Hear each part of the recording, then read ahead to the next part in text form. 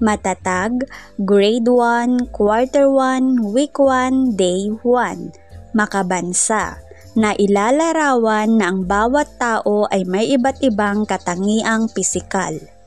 Katangiang pisikal, ito ay naglalarawan sa panlabas na anyo ng isang tao. May iba't ibang anyo o katangiang pisikal. Nagkakaiba tayo sa taas, kulay ng balat, hugis at kulay ng mga mata, hugis at laki ng ilong, at kulay at uri ng buhok. Ang mga karaniwang bata ay may katamtamang laki o taas. Ang balat ay kulay kayumanggi, ang buhok ang karaniwang tuwid at kulay itim. Ang mga mata naman ay medyo singkit at kulay itim rin. Ang ilong ay hindi gaanong matangos.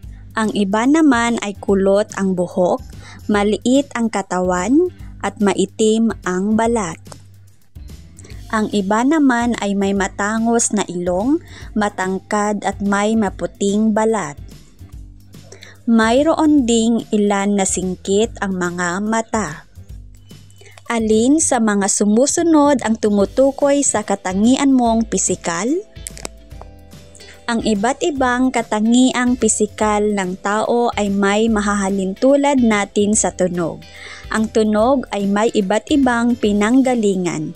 Maaari itong buhat sa tinig ng tao, kalikasan, hayop, instrumentong pangmusika at iba pang bagay sa kapaligiran.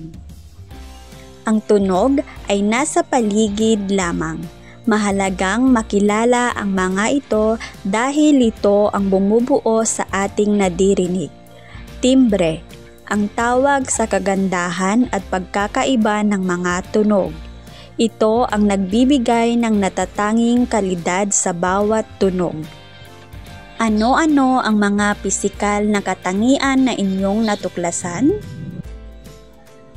Pahalagahan at ipagmalaki mo ang iyong katangiang pisikal. Magkakaiba man ang ating mga katangiang pisikal.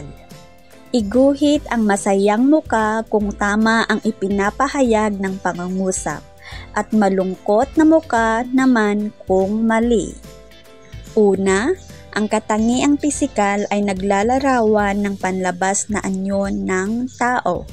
Pangalawa, karaniwang kayumanggi ang kulay ng ating balat. Pangatlo, magkakapareho ang katangiang pisikal. Pang-apat, karaniwan ay matatangkad. Panglima, ang buhok ang karaniwang tuwid at kulay itim.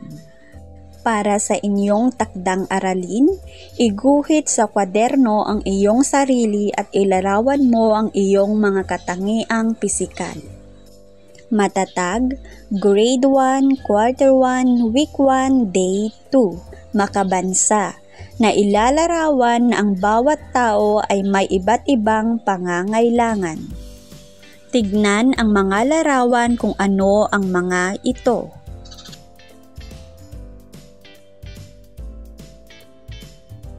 Mabubuhay ba tayo kung wala ang mga ito? Kailangan ba natin ito sa araw-araw? Bakit? Mga pangangailangan ng tao. Una, pagkain at tubig. Pangalawa, kasuotan. Pangatlo, tirahan.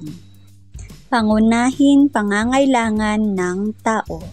Una, pagkain at tubig. Likas sa mga Pilipino ang mahilig sa pagkain. Bilang isang batang Pilipino, kailangan ninyo ang pagkain para mabuhay. Pangalawa, kasuotan. Kailangan din ng isang bata ang kasuotan. Ito ay tumutulong sa atin laban sa sakit na dulot ng init at lamig. Nagbibigay proteksyon sa ating katawan laban sa init at lamig. Pangatlo, tirahan. Ang Pilipinas ay may iba't ibang uri ng bahay. Mayroong gawa sa kahoy, semento at iba pa.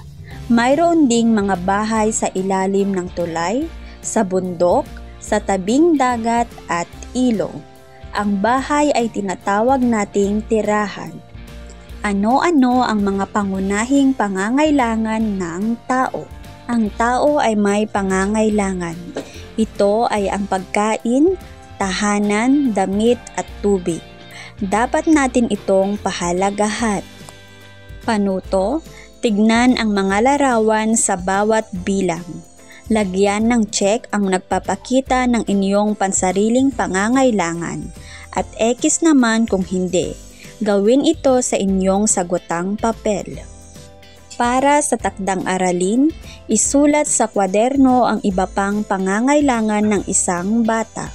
Matatag, Grade 1, Quarter 1, Week 1, Day 3. Makabansa, na ilalarawan na ang bawat tao ay may iba't ibang interes at kakayahan. Ano-ano ang iba't ibang pangangailangan ng tao? Ang bawat tao ay may kanya-kanyang interes at kakayahan. Ako si Ana, mahilig akong sumayaw. Ako si May, mahilig akong kumanta. Ako naman si Tom, gusto kong magpinta. Ikaw, kilala mo ba ang iyong sarili? Ano-ano ang iyong interes o kakayahan? Ang bawat bata ay may kanya-kanyang interes at kakayahan na ibinibigay ng Panginoon. May interes o kakayahang sumayaw, umawit, pagguhit, pag-arte, paggawa o pagbigkas ng tula at tumutugtog ng iba't ibang instrumentong pang-musika. Ang tunog ng instrumento ay may lakas o hina o katamtaman. Ang lakas o hina o katamtaman ng pag-awit o pagtugtog ng mga komposisyong musikal ay tinatawag na dynamics.